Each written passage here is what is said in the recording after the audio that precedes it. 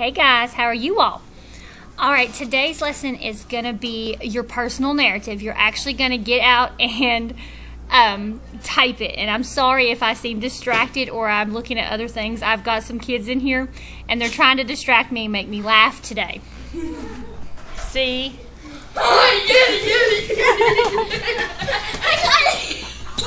Okay, they're all going to get quiet now so I can finish the video. Okay.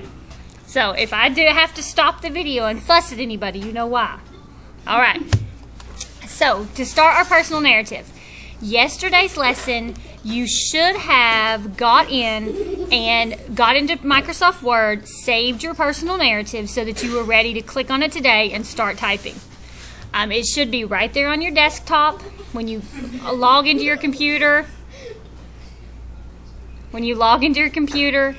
You should be able to click on it right there. It should say your name and personal narrative. So click on it, and the first thing you're going to do today is type your introduction. They're about this close to going to sit with Mr. Miller. Okay. Type your introduction. Remember, your introduction should just introduce your personal narrative. It should kind of tell you, give you some clues of what it's going to be about, but don't actually say what it's about. And I'm going to give you some examples. I'm going to show you mine, and I've got a couple of kids that have given me permission to read theirs so that you guys can kind of get an idea of what a good introduction would be like and sound like. So we've got Colton's here, Colton Strunk, and he's got a really good introduction, so I'm going to read his to you. When I was a little boy, something horrific happened to me. I thought I would die, but a couple of neighbors rescued me. Is that a good introduction? Yeah, it makes us interested. We want to know what happens next. We're really interested to find out what happened to Colton. Why did he almost die? I can't wait to read this story. That's an introduction. He kind of gave us some clues of what it was going to be about. It's something horrific. It must have been bad because he almost died, but we don't know why. So we have to read to go on. Kelsey Baird had a good introduction on hers. Last year, the best thing happened. My mom and dad said we have a surprise, and then we were on our way. I said, what is the surprise? My mom and dad said, you will find out when we get there. Are you curious to find out what her surprise was? Mine too. So that's a good introduction because it just kind of introduces it and tells you. Ava Bass had a pretty good introduction. One day something really exciting and surprising happened with my family. That's all she had for her introduction, but that's kind of a good introduction. I would like a little bit more, a couple more sentences, but that wasn't a bad one. Macy Harness had a good introduction. A couple months ago, something exciting happened to me, and I was really happy.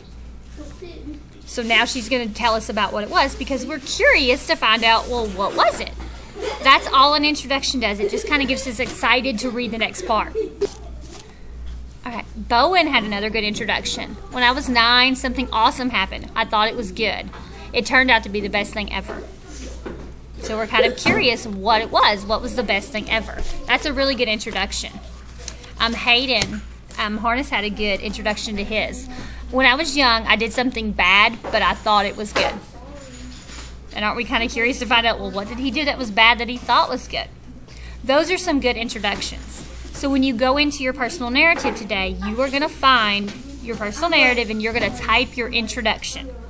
Just do the best you can on your introduction. I'm going to show you what mine looks like.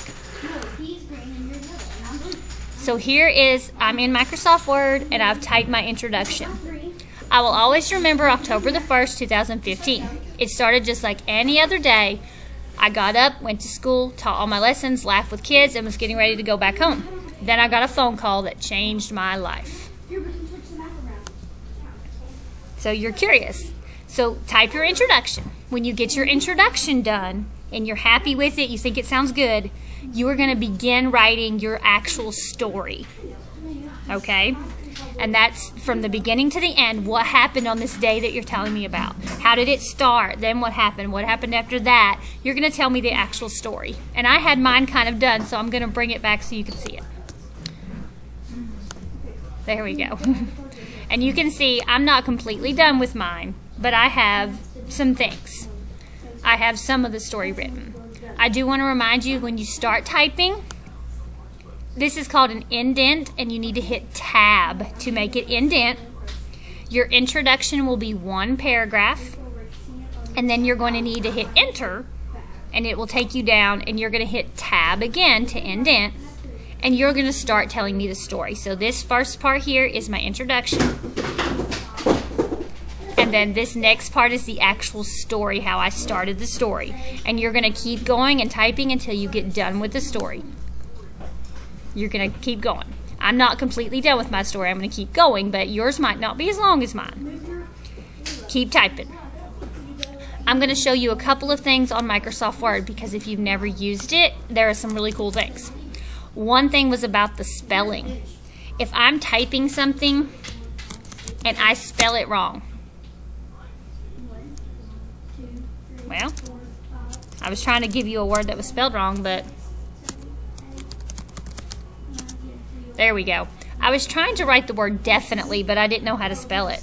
If you notice, it's red because it is telling me that that's spelled wrong. If you right click, that means you click the right side of your mouse pad. Look, it's going to bring up some, it's going to help you try to spell it. See, it brought it up, and that's how I spell definitely. If I click on it, it magically changes it for me. So you can use it to help you spell today. If you misspell something, it's going to do it in red and tell you, oh, whoa, this is misspelled, and you can fix it. If you can see in my writing right here, it's got this underlined in blue. Kind of ignore anything that's underlined in blue, because blue is like a grammar mistake, like maybe a capital or a period or something.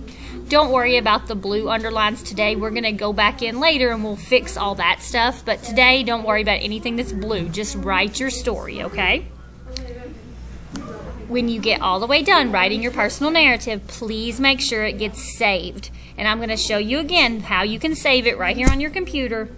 That way, when you're ready to send it to me and turn it into me, it will be saved and everything will be there. I don't want to have to make you write it again. So I'm going to teach you how to get it saved. All right. It might have autosave on, which is right here.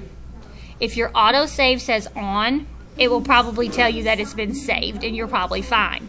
But if your autosave is not on, make sure you go into File and then just go into, well, there should be a button here that says Save.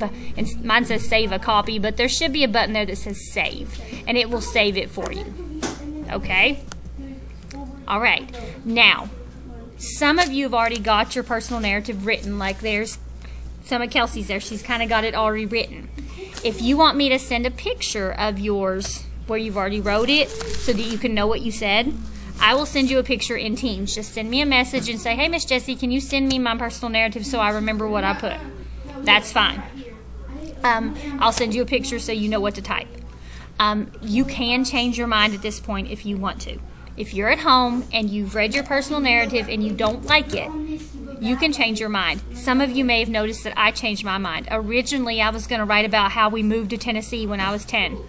I've changed my mind. Now I'm writing about something else because when I started writing that, I didn't like it. So I've changed my mind and I'm going to write about a different thing in my past, a different memory. You can do that too, but this is your last time to change, okay? Pick what you're going to do, and that's what you're typing today, okay? All right, any questions with this personal narrative, you can send me a message and I'll help. But all you need today is the introduction and your story, the body part of it. Just tell me what happened. And we're going to do all the rest on the next lesson, okay? All right, good job. And I can't wait to read your personal narratives. Bye, guys.